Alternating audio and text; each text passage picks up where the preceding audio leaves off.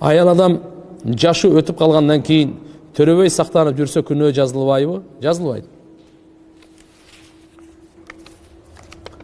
Кайнеже жана балдыздар эркек аял менен никеде жүргөн кезде махрам болуп эсептелеби?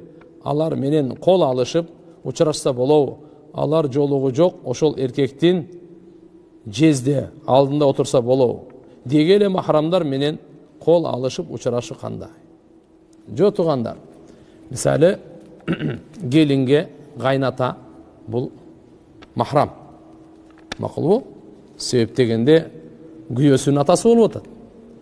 А бирок күйөөсүнүн агасы, иниси, бир тууган агасы, иниси буга махрам эмес, намахрам.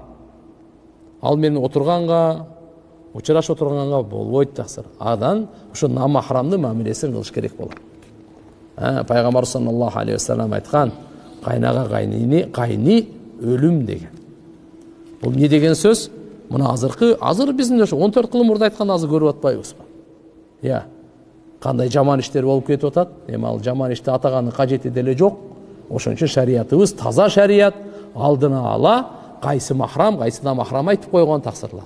Эгерде мындайда шариятыбызга карап тур. Бирөөнүн аялы бар, күйөөсү өлүп калды.